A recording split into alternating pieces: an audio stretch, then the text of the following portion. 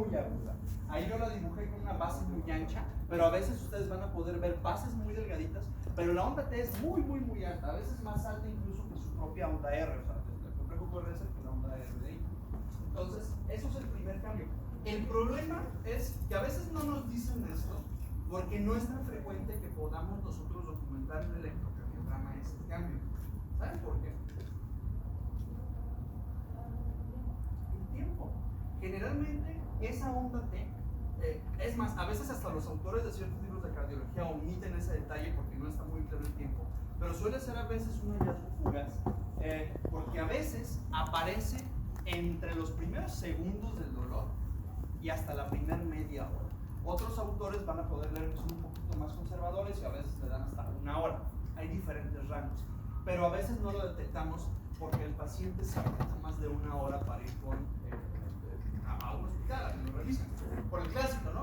Ahorita se me pasa, y a lo mejor sí se le pasa y listo, no ocurrió nada. A lo mejor la siguiente, la segunda, la tercera, la cuarta vez se le va a volver a pasar si el paciente deja de hacer algún tipo de actividad física o bajar demanda metabólica. Pero ese es el primero que ocurre. Si por algo no se le va a quitar, si por algo ya se está formando el coágulo ahí, ya está empezando a tapar la arteria, entonces probablemente después de este tiempo de gracia que les acabo de decir, esa onda T se va a aplanar y luego ahora sí va a seguir la onda T invertida, ¿de acuerdo? Voy a hacer una pausa aquí. La onda T se puede invertir por un montón de cosas. La hipertrofia ventricular izquierda con sobrecarga del ventrículo izquierdo pueden bajar la onda T y hasta el T. Algunos medicamentos pueden causar alteraciones en ese tipo de repolarización. ¿Habían escuchado de la hipocalemia? Ok, la hipocalemia puede causar inversión de la onda T. A veces un pequeño tip que nos dan, aunque tengo que admitir, no siempre es tan cierto, pero bueno, para fines de exámenes y a lo mejor si pudieran topar esto en una práctica clínica, a veces un diferenciador que nos arrojan por ahí y que en México es muy frecuentemente preguntado y a veces hasta te regañan si les contestas lo contrario, es que la onda T invertida o picuda del síndrome coronario agudo es una onda T simétrica. Lo normal, como lo pueden ver en la viñetita verde, es que la onda T, que nos habla de la repolarización ventricular, sea asimétrica. Si yo les hago un electro ahorita a ustedes, espero que tengan una onda T asimétrica. Van a ver ustedes que tienen un inicio que a lo mejor, si ustedes parten la onda T a la mitad en el electrocardiograma, van a ver que abajo de la curva que se hace con la onda T y la rayita, no van a tener los mismos cuadritos en la primera mitad y en la segunda mitad, ¿de acuerdo? En el sentido de que a veces el inicio de la onda T suele ser un poquito más torpe, más lentecito, y ya cuando llega a su cúspide empieza a bajar de una manera a lo mejor un poquito más rápida. Entonces eso es normal, ¿sale? La onda T asimétrica. Y solamente, según esto, en la isquemia se haría simétrica. Esta es la parte de la mitad y tiene los mismos cuadritos de un lado y los mismos cuadritos del otro. Entonces les digo esto porque a veces nos puede ayudar, si nada más te obligan a hacer el diagnóstico con el electrocardiograma, que eso es una mamada, pero a veces así lo hacen, no en los hospitales, obviamente, no en una práctica clínica, pero sí en los exámenes, después de visitas, o sea. Si nada más les dieron el electrocardiograma para decidir si el problema es isquémico o si están viendo una onda T invertida pero por hipocalemia, pues vean la simetría. Si es una onda muy simétrica, apuestan en que la respuesta correcta va a ser isquemia.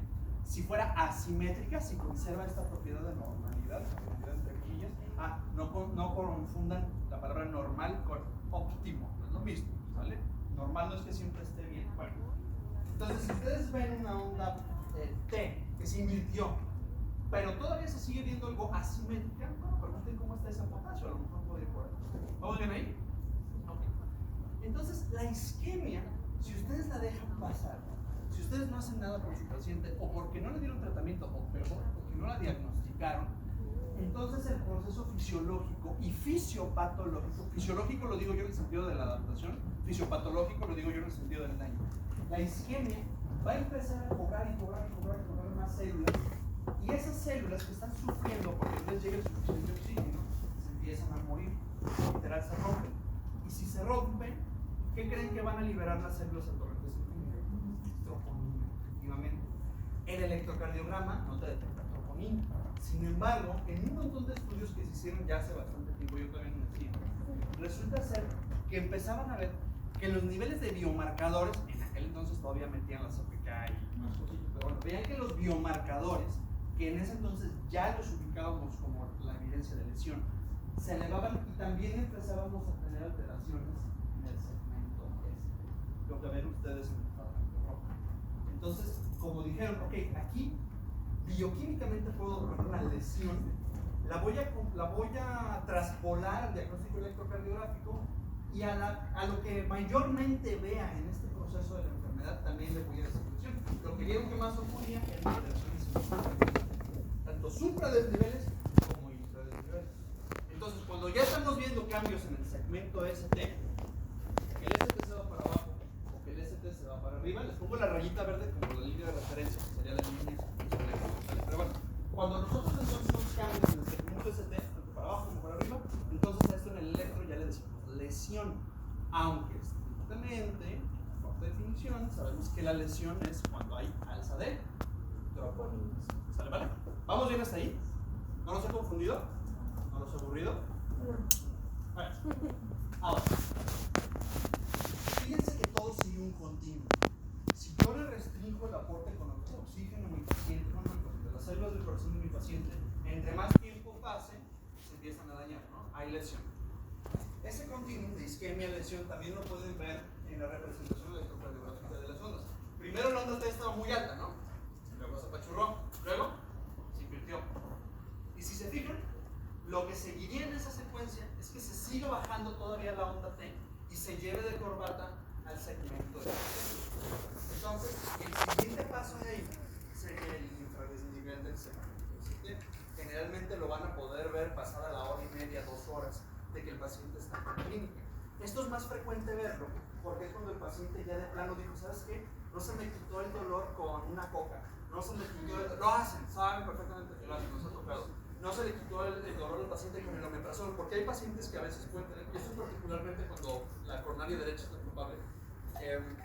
Antes les decían infartos diafragmáticos. Ahora no es que el infarto sea del diafragma necesariamente, pero la referencia del dolor de algunos pacientes que tienen obstrucciones en el flujo de la coronaria derecha pueden causar un dolor similar o por lo menos interpretado por el paciente como el de la epigastralgia propia, y a lo mejor la gastritis. Ya saben ustedes que gastritis es correcto, pero bueno, de la enfermedad por reflujo gastroesofágico, entonces muchos pacientes se toman el omeprazol, algún antiácido, porque lo refieren, por razonamiento analógico, dicen, a mi comadre a cada rato le doy la panza, se toma un omeprazol y se le quita. Yo tengo ahorita la molestia epigástrica, me voy a tomar un omeprazol, me voy a esperar a que haga efecto, y pasan 2 horas y 4 omeprazoles después, y sigue, ¿no? Llega el paciente ya todo diaforético, ya todo con el brazo deprimido y la mandíbula pegada, ya se hace el electro, entonces los tiempos a veces pueden discrepar entre autor y autor, por eso les doy unos rangos a veces tan amplios, pero eso es lo siguiente. Generalmente los diagnósticos que se hacen en México los hacen la mayoría de las veces con infartos que no tienen elevación de ST. Para ser más específicos y más estrictos, porque les van a preguntar y porque estoy de acuerdo para saber dónde ir, saber interpretar correctamente la elevación del nivel, vamos a prestarle mucha atención al punto J. ¿Habían escuchado eso? Punto J. ¿Quién me puede decir qué es o dónde es el punto J? J. Punto J. Es el punto de unión de cuando sube ese antes de la onda. Ustedes van a tener, ven el dibujito normal, ¿no?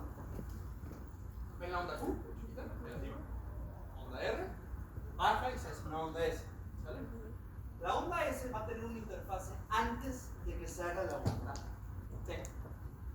El puntito en donde está justamente ese lugar, donde ya terminó la S, pero no ha iniciado la T, a eso le decimos el punto J. Suena muy chido si se los digo así, pero hay una medida específica. Entre cuadrito y medio después de que terminó la S, ese es el punto J. ¿Vale? Ese es el rango que generalmente tenemos, 40 a 60 milisegundos. Es cuadrito y medio. Cuando se acabó la S, o sea, ya cuando terminó de subir la onda S y antes de que empiece la T, ahí es donde dicen ustedes el punto J. Y ese es el que ustedes van a comparar para ver si se quedó arriba o abajo de la rayita. ¿Vamos bien? Okay. Si el problema sigue, entonces ahora nosotros vamos a tener una elevación de la. Ahorita les voy a explicar la diferencia entre por qué hay infras y por qué hay supras. Pero solamente quiero que conozcan, que vayan viendo esto. antes de las 12 horas, probablemente ustedes todavía van a tener un paciente con electrocardiograma. Sí, por lo menos así viene la mayoría de los libros. El siguiente paso es que ustedes vean esto. ¿Cuál es la diferencia de esta onda que está más como café marrón a esta que está más tinta? ¿Cuál es la diferencia entre esto? Que sí tiene elevación del circuito, está la línea isoeléctrica, pero el ST se elevó todo esto. Y a esta de acá, que también, el ST está acá arriba y aquí está. ¿Cuál es la diferencia entre uno y otro? Pareciera, ¿no? Que ya está bajando un poquito de línea de base. Alguien dijo por ahí algo. La Q, exacto. En esta de acá, hay una Q. ¿Se ríen? Onda Q, R, no hay S, no ha bajado todavía, está hasta arriba. Y aquí no, aquí ni siquiera el linux ya se cambiaron la Q, se hizo R y el ST y la T se quedaron acá arriba. ¿Vamos bien ahí? Ok. Todavía es válido decir que un infarto es un infarto evolucionado, antes de decir un infarto caminado. Caminan, güey, apenas puede moverse a la camilla con el dormir. Bueno, un infarto evolucionado es cuando ya pasaron las 12 horas de la sintomatología y generalmente las ondas Q empiezan a aparecer después de ese tiempo. Digo generalmente porque a veces ustedes pueden hacerle a su paciente un electro a las 8 horas de que le dolió el pechito. Ah, ya salió la Q. Uy, no, señor, a mí me dijeron que una onda Q es un infarto antiguo que ya pasó y pues como dicen en mi tierra ya se la pela. No, desafortunadamente muchas veces creen que ya porque apareció la onda Q el paciente está fuera de manejo. No es así, ¿sale? No es necesariamente un infarto previo, es probablemente una cardiopatía isquémica que ya tuvo algo de rato, pero como todavía el ST está elevado, todavía hay algo de lesión. ¿De acuerdo? Lo ideal es que no dejen que se pasen 12 horas ni para que aparezcan las Qs ni para que el corazón siga sufriendo. Pero esa es la evolución que va teniendo. Ya se elevó el ST, que es lo que viene, la famosa onda. ¿Va? Ahora, después de la lesión, viene la necrosis. Grita un pendejo siempre. No se llaman, porque así les dicen, ¿no? Isquemia, lesión y necrosis. Isquemia, lesión y por lo menos en los tiempos así. Obvio. No le decimos necrosis por el simple hecho de que somos medio estrictos con la palabra ahí. Necrosis es un término histopatológico, ¿sale? Es como si andan diagnosticando enfisemas pulmonares con radiografías. El enfisema pulmonar es un diagnóstico también histopatológico, resulta ser. Andan con la radiografía, trae hipertrofia ventricular, ni madres. Magnificación de la silueta cardíaca, el cardiomegalia, no tienen tan buenos ojos, como más jóvenes que estén, por favor. Después de esto entonces viene la inactivación. La inactivación yo se las vengo manejando nada más en 2 sabores, ¿de acuerdo? Este patrón de arriba es con la famosa onda Q patológica, que dicen a veces, ¿no? Una onda Q patológica, está bien, vamos a valer ese término. Se vale que digan onda Q patológica, todavía están los libros así, nadie los ha regañado por eso, o nos ha regañado por eso. Pero la onda Q patológica, que generalmente, repito, aparece ya después de unas 12 horas, a veces un poquito, pero bueno, va a tener la característica de que o va a ser muy profunda o va a ser muy ancha. Por ancho, ¿entienden ustedes la manera en la que evalúan cada onda? En el sentido horizontal. Y el sentido horizontal del electrocardiograma es el tiempo, ¿sale? El sentido vertical les va a dar la amplitud, o lo van a leer todavía así. Pero en este caso nosotros queremos ver o que esté muy profundo. ¿Cuánto de profundidad? Va a depender. En algunos libros van a ver que dice más de 1/4 parte de la R, pero de la R del mismo latido. No anden comparando el latido de un D1 con el latido de un D2, una madre así, porque ya pasó nada, ¿sale? Entonces, tiene que ser más profunda o tener más cuadritos que su propia onda R. En algunos libros les digo, les va a decir más de 1/4 parte, en otros libros van a decir que más de 1/3 parte. Está bien, cualquiera de los dos se vale. O que sea más de un cuadrito. De hecho, lo normal de una onda Q, que andan viendo. Por cierto, la onda Q es normal no verla en la mayoría de las derivaciones. Si esa onda Q mide a lo mejor más de un cuadrito, entonces ya también lo pueden considerar como que está más gordo. ¿Vamos bien ahí? Pero luego viene esta aberración. ¿Saben qué es esta cosa gorda y fea? ¿Habían visto una onda de estas alguna vez en un boleto? No. ¿Esta onda qué sería? ¿P? La P, ¿no? ¿Y esta onda qué sería? La Q. ¿La Q? ¿Y por qué no la S? Porque es la primera de selección después de la P, la Q, ¿no? Porque es la segunda. Ok, pero ¿cómo saben que esta es la segunda y no la primera? ¿Qué necesitarían saber? ¿O qué necesitarían tener aquí para decir si una es la primera o si una es la segunda? ¿Sí me explico con lo de la primera y la segunda? Para no excluir a los dos. Ven ustedes el normalito. Ustedes tienen la onda P, luego sigue. La primera onda negativa es la Q, ¿no? Sí. Luego viene la R. Y la segunda negativa es la S. Ok. Aquí, ¿cómo yo sé que esta es la primera o la segunda? No lo sabe. Ni idea.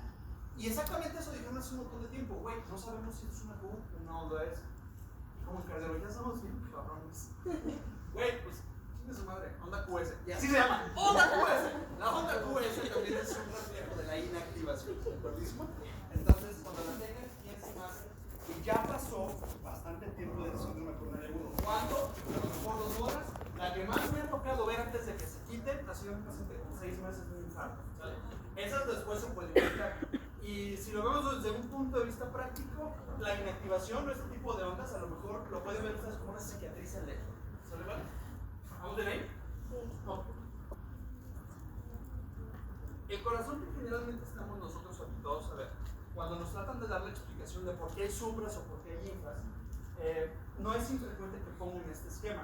Y no se me hace mala idea, voy a utilizar el mismo esquema, pero para dar una explicación derivada de esto. Este es un corazón partido, imagínense que es un corte axial del corazón, y están viendo ustedes aquí el ventrículo derecho, y este redondito es el ventrículo izquierdo. Esto que está a la mitad sería el septo. ¿Vamos bien? Okay. La parte que ven ustedes más cercana al hoyo que representa el ventrículo. Porque tienen que saber, ventrículo significa pequeña cavidad. El ventrículo es esto, no es la carnita, ¿sale? Porque muchas personas, no, le dio un lleno al ventrículo. O sea, lo apuñaló en el ventrículo. Y ves la tomografía y ves que nada más el cuchillo se quedó en la carnita, en el miocardio. Güey, no, está bien. ¿Tú estás viendo? Sí, güey, pero eso no es el ventrículo. ¿Sale? Cada uno vale. Entonces, bien. La carnita que está más pegada al hoyo, que es el ventrículo, el espacio virtual que es el ventrículo, le decimos nosotros subendocardio.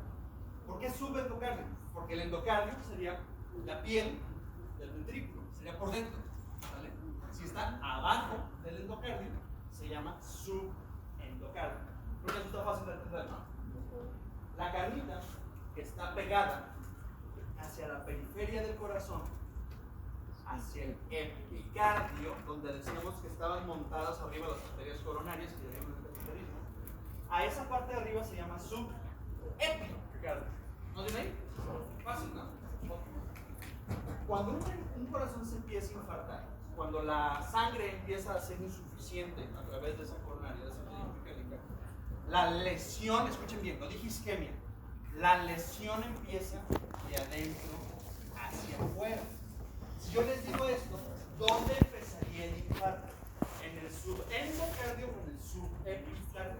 Subendocardio. En el subendocardio, efectivamente. La progresión del infarto es transmural. O sea que si ustedes no hacen nada por su paciente en función del diagnóstico o tratamiento, van a ver cómo va avanzando esa lesión desde el centro del corazón, o sea, desde la parte más cercana del ventrículo hacia el epicardio. Entonces, ustedes van a tener 2 momentos de documentar. Ahora, si es subepicárdico o si es subendocárdico, a ustedes les va a importar porque habla mucho del tiempo que ya se perdió o que aprovecharon, si lograron parar el infarto desde lo que fuera aquí, desde el subendo. Pero también les traduce la alteración electrocardiográfica que van a tener. Y la otra, les ayuda a predecir más o menos qué tan obstruida está la arteria. Si ustedes tienen una arteria que ya causó un infarto, pero que solo está obstruida en un 80%, ¿cómo creen que sea la lesión? ¿Subendocárdica o subepicárdica? Un 80%. Subendo. ¿Y si fuera del 100%? No, pues ya todo transmural. Subepi, ¿no? O sea, ya se movió hacia el subepicárdico. Y generalmente así es. Entonces, cuando nosotros tenemos una lesión subendocárdica, la obstrucción o la interrupción del flujo coronario, si es importante, ya se infartó. O sea, ya el corazón está sufriendo demasiado a grado de que ya hay troponina liberada. Pero la obstrucción es parcial. O sea que las cosas se pueden poner mucho peor si no hago nada por el paciente. Ese coágulo puede seguir creciendo y creciendo y creciendo y creciendo y tapar todo. Si lo tapa todo es una oclusión parcial o casi parcial, perdón, es una oclusión total o casi total, y entonces ya tenemos una progresión transmural o, porque es lo mismo, un infarto o una lesión, perdón, subepicárdica. Y la lesión subepicárdica es lo mismo que decir elevación del segmento ST. ¿Sale? Los infartos, ya cuando tuvieron esta alza de rendimiento que dijimos, los puedo clasificar todavía en dos. Infarto con elevación del segmento ST e infarto sin elevación del segmento ST. El famoso STEMI no STEMI, ¿sale? Si lo quieren así, en inglés. El STEMI no STEMI. De los dos, el que tiene elevación del segmento ST y el que no tiene elevación del segmento ST, ¿cuál creen que es el que tiene peor pronóstico? El que tiene elevación del segmento ST. ¿Cuál creen que es el que hace, si lo salvaron, el que tiene más probabilidad que evolucione una falla cardíaca muy debilitada? El que tiene elevación del segmento ST. ¿Cuál creen que es el que tiene más riesgo de que, aunque lo hayan tratado, les haga arritmias en la guardia y no duerman todo el pinche día? También el que tiene elevación del segmento ST. Los peores pronósticos es entre más tiempo dejes. Entre más rato dejes tú que la isquemia se haga lesión y que la lesión luego te haga algo subepicárdico, peor le va el paciente y menos duermes tú. ¿Sale? Entonces hay que tener mucho cuidado con eso. Entonces, cuando yo tengo una lesión subendocárdica es porque el ST no se ha elevado todavía. Tengo yo probablemente un infranivel de ST.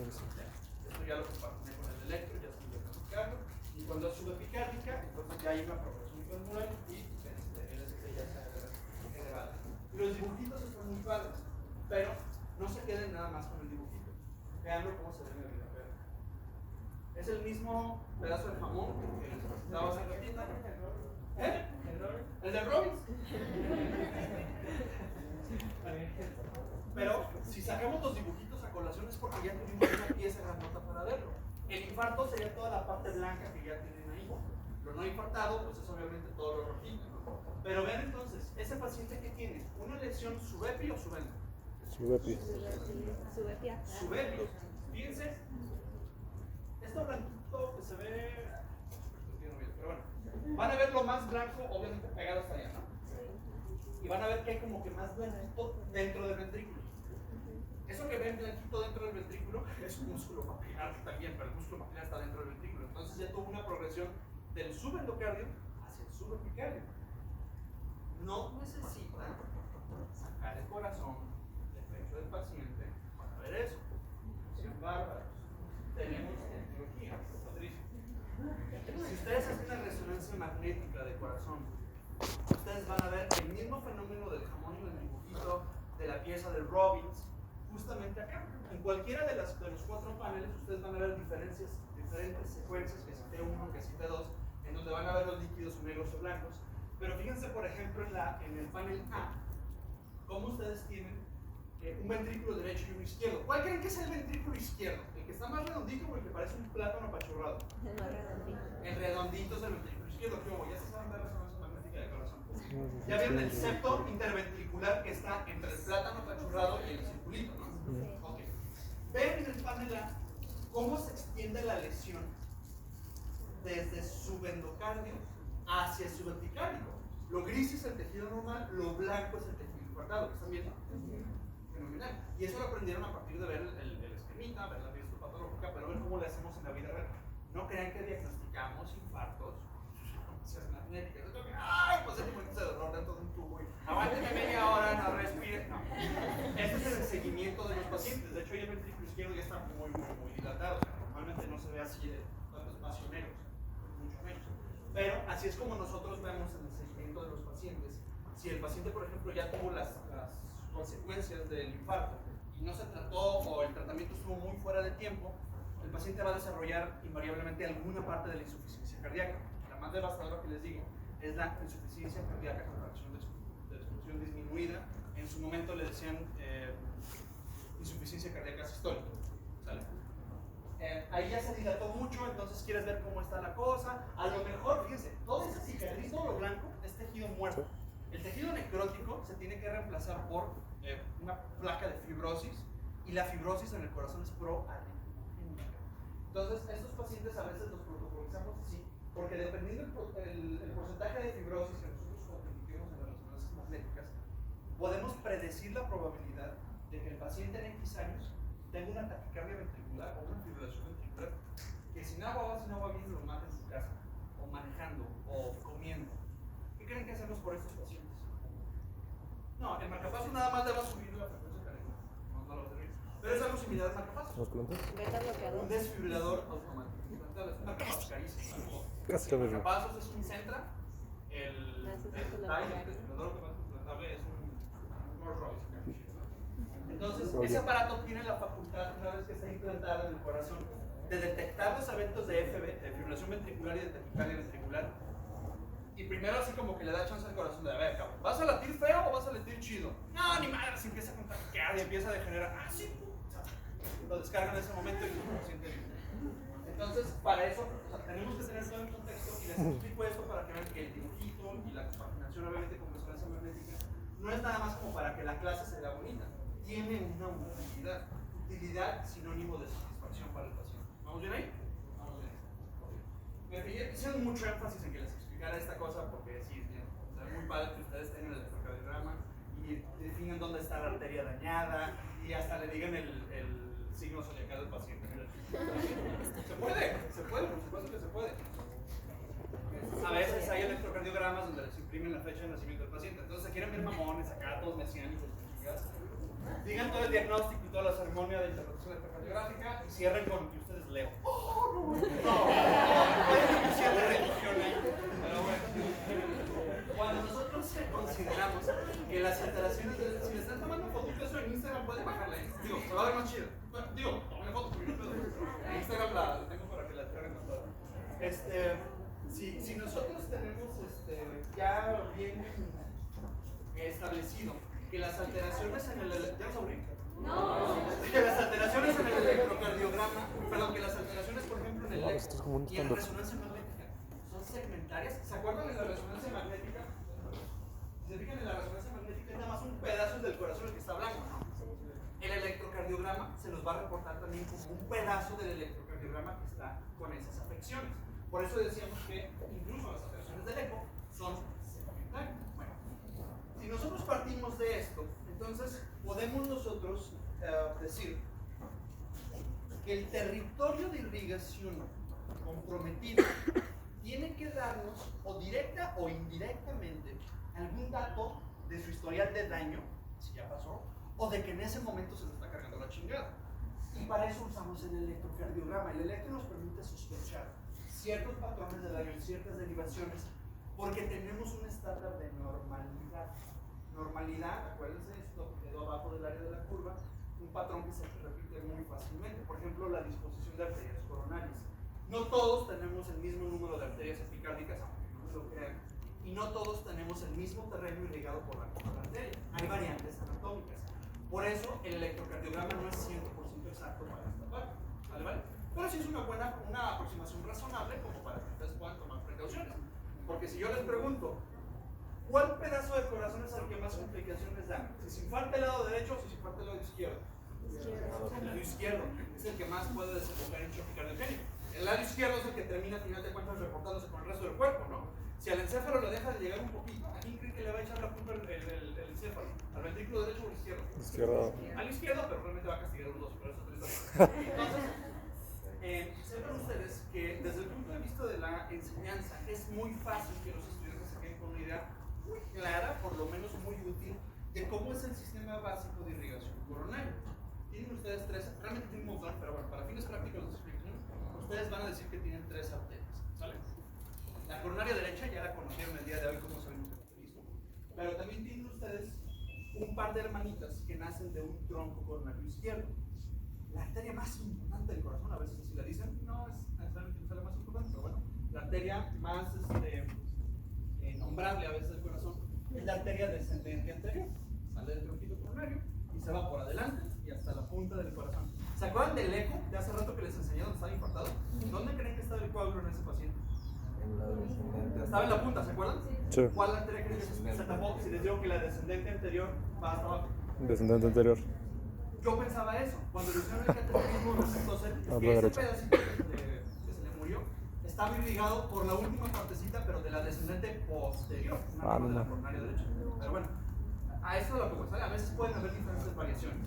Pero, a pesar de eso, nosotros tenemos la descendencia anterior y su hermanita, que es la arteria circunfleja. Y ya se acabó la lección de anatomía coronaria, ¿no? La coronaria derecha nace exclusivamente de la aorta y las dos izquierdas nacen de un tronco coronario. ¿Sale? La descendente anterior y la circunfleja, que es la que tiene. Circunfleja significa como de ladito. Y sí, tan de ladito se va que para verla bien, tienen que, o sea, en un corazón de veras, tienen que levantar un poquito la aurícula izquierda para verla como por ahí. Entonces, ahí está el sistema de irrigación. Dependiendo de dónde esté el tronco, es la cara del corazón, que ustedes, las que están en colorcitos dentro del corazón, es la que ustedes van a subir que se da ahí. Pero también pueden ustedes ver la derivación y los cambios que ya dijimos, desde los cambios en la onda el ST y las Qs patológicas de la QS también les puedo decir el mismo problema. Y se interpreta de la siguiente manera.